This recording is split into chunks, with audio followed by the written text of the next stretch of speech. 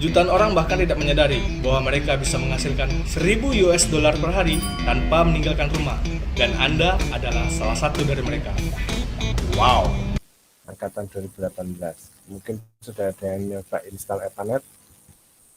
Mas, apanya nih enaknya?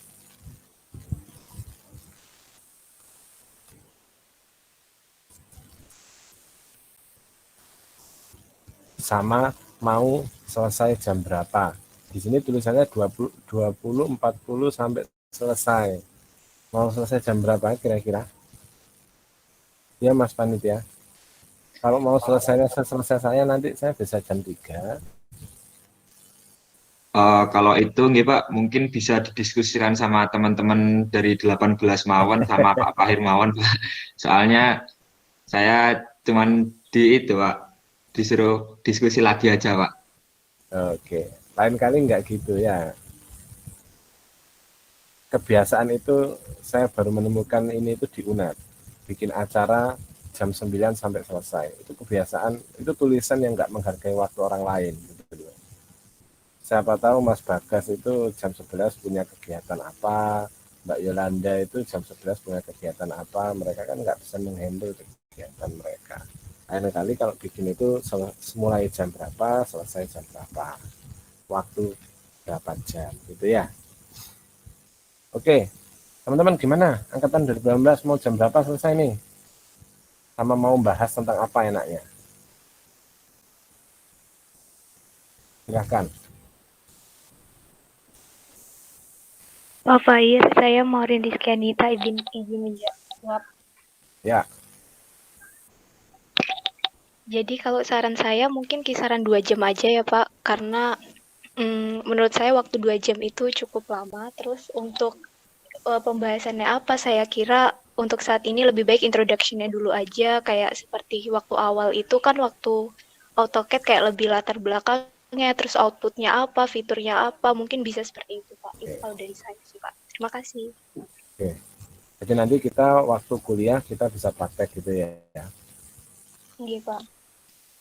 Oke. Materi ini sudah saya upload di MMP gitu ya.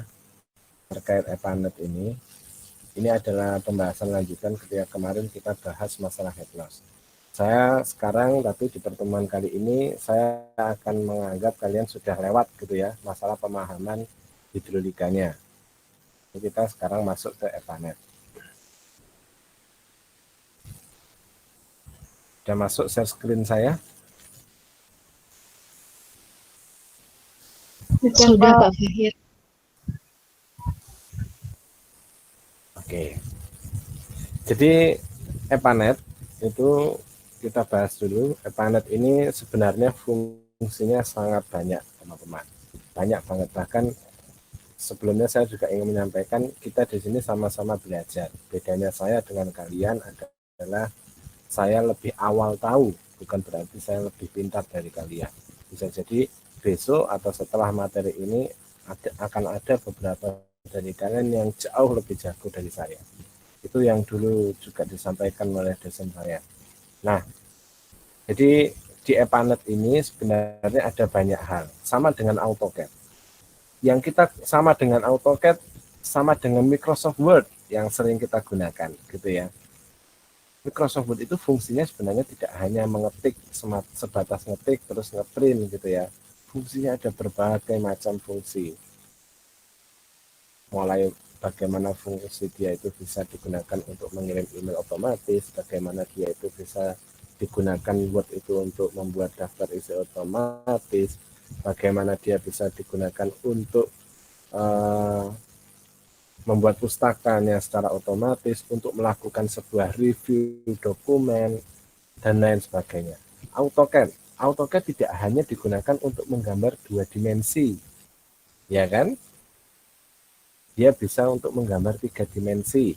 Dia tidak hanya AutoCAD itu tidak hanya bisa digunakan untuk menggambar dari mouse kita, tapi dia juga bisa digunakan untuk menginputkan data dari GIS, mengcombine antara 2 software dan lain sebagainya. Epanet sama. EPANET tidak hanya digunakan untuk menghitung diameter pipa. Itu ya yang ingin saya sampaikan pertama. Di EPANET itu ada banyak fungsi yang bisa digunakan. Saya sudah share PDF, itu kalian juga bisa download. Sudah terima, teman-teman? Share PDF saya, kalau nggak salah di grup SPAM ya, saya share itu. Sudah terima? Bisa dicek.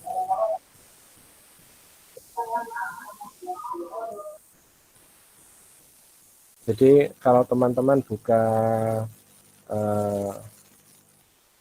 webnya EPANET ini ya, webnya EPANET ini, di sini ada software yang bisa di-download, di sini ada toolkit extension-nya. Ini saya belum pernah menggunakan juga, gitu ya. Lalu di sini ada, nah ini ada manual. Nah ini manual ini yang bisa kalian gunakan untuk mempelajari software ini sebenarnya fungsinya apa saja. Banyak sekali fungsi yang belum kita maksimalkan. Begitu juga saya sebenarnya kepengen eksperimen nanti, tapi mungkin eksperimennya korbannya mungkin nanti yang asistensi saya jadikan kelinci percobaan ya.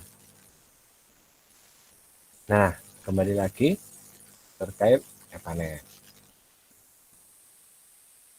Nah, dia adalah program komputer berbasis Windows yang merupakan program simulasi.